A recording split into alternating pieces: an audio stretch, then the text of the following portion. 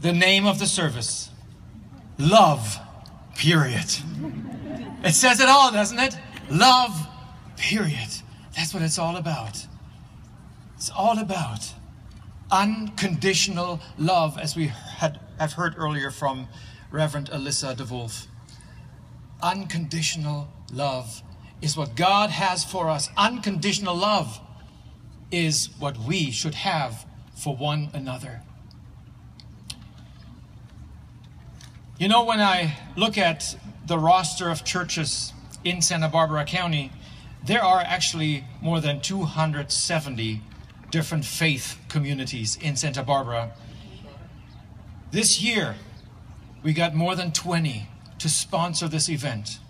Hopefully there'll be a next year and a year after that and a year after that when we can get more and more faith communities to make this statement alongside us, alongside the LGBTQ community.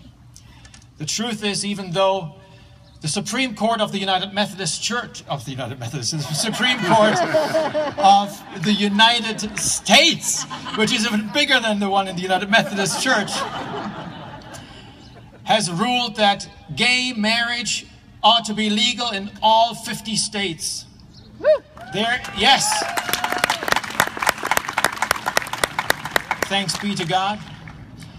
There's still much work to be done, especially in religious communities and faith groups.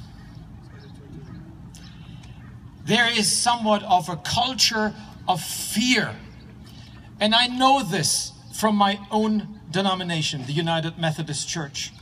And I've faced that fear.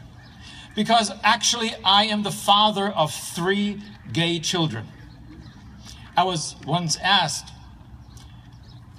how come that God gave me 3 gay children? And I said, I believe it was because God wanted me to get the message.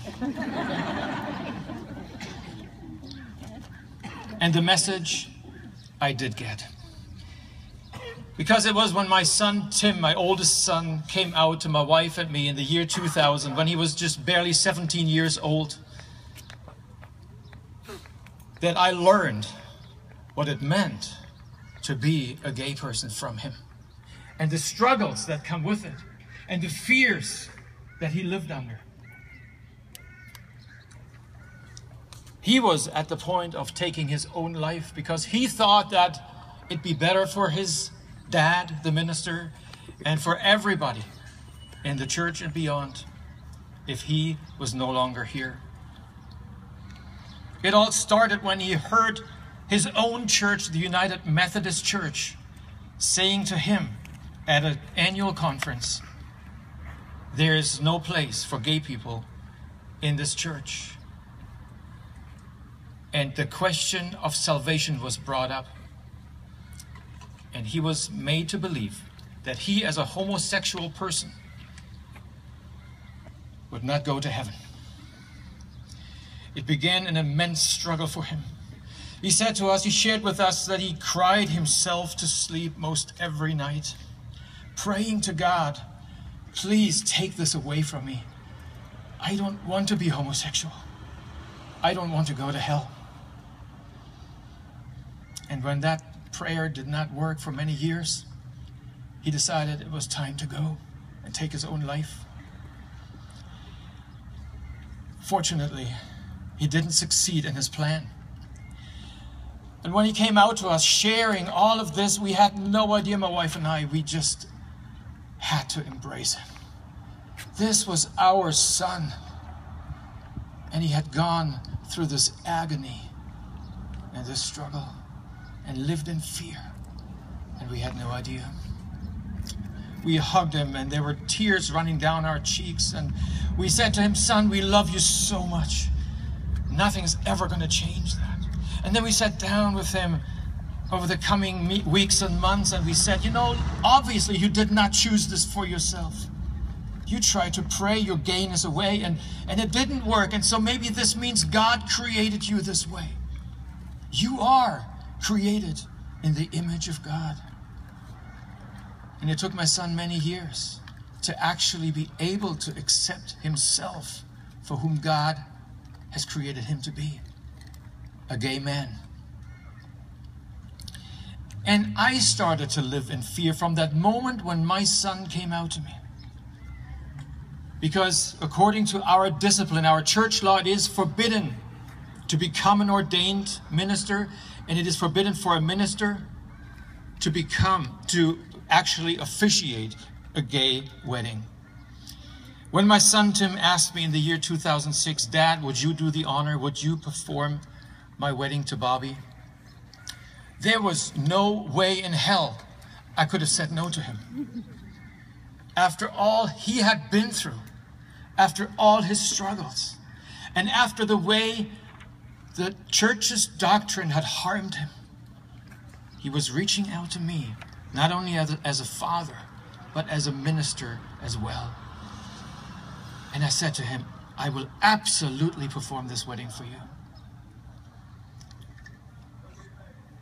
And we did. In the state of Massachusetts, where it was legal at the time, 300 miles away from my local church in Lebanon, Pennsylvania. But I lived in fear for many years to speak up. First of all, Lebanon, Pennsylvania, I want you to know, is a much more conservative place than Santa Barbara. In fact, some say there's Philadelphia on one side, there's Pittsburgh on the other in Pennsylvania, and Alabama in between, and that's sort of how it feels oftentimes. I was afraid to speak for my own children. I was afraid for years and years to speak up, until I was charged in the year 2013, officially charged by the church and faced this trial. In many ways, I was glad I was, because finally I was able to get out of this closet of fear myself and stand with and for my children and all LGBTQ people in my church. But it wasn't easy. It was not easy. I'm here to tell you that that culture of fear is powerful.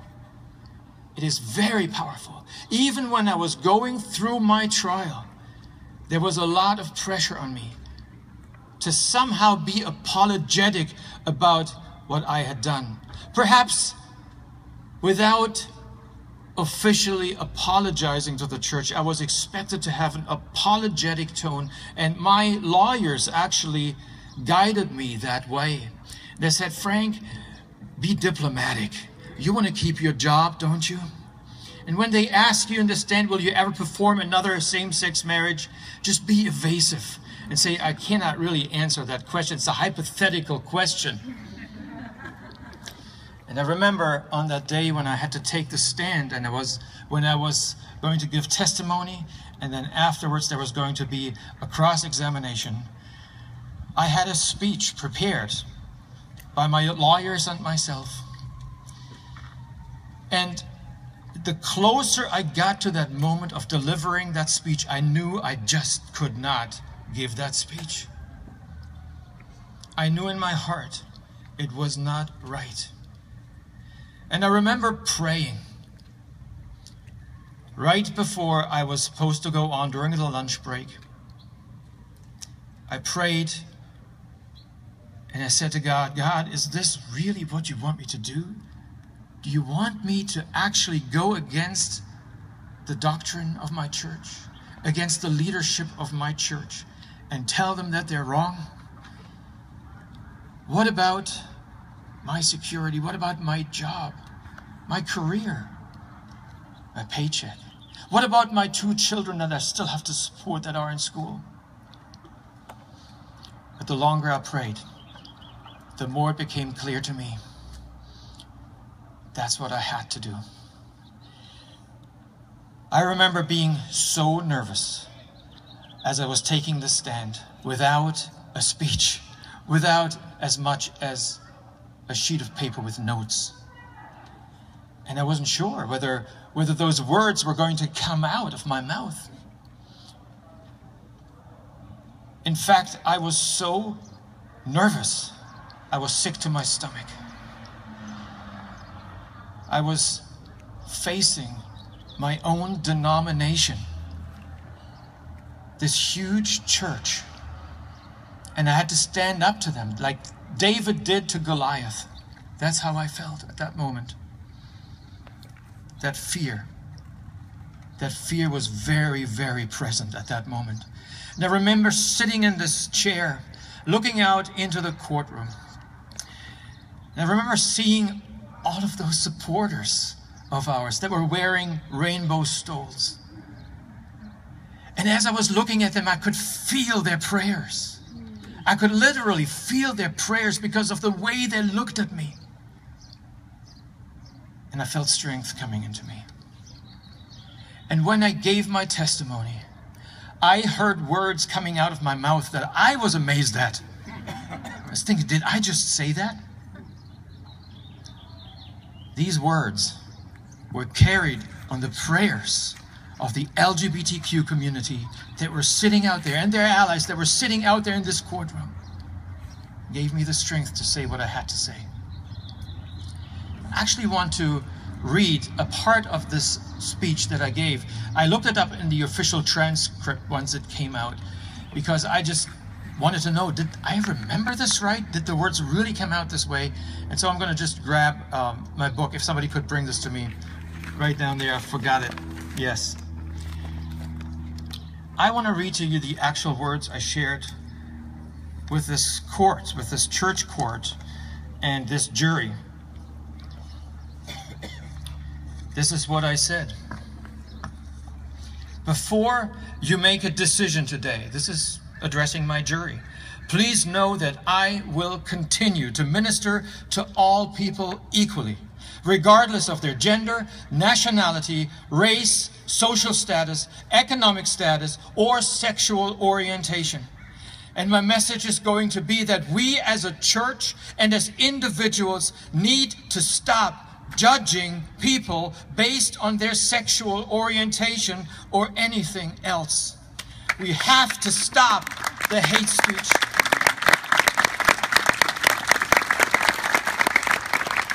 We have to stop treating them as second-class Christians. We have to stop harming beloved children of God. We have to reach out to them and treat them as Jesus would have treated them. That's going to be my message. And at that moment, I took out of my pocket a rainbow-colored stole. It was in fact this same one that somebody gave me just the day before. And I put it on me. And I looked straight at my jury and said, I'm putting this rainbow stole on me as a visible sign to you that that's who I have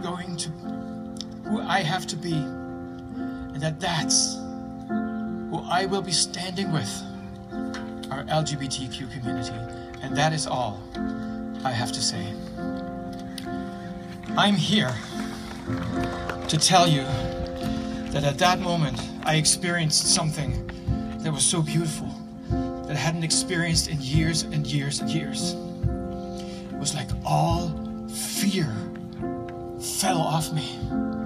It was like a weight, a huge weight lifted off my shoulder.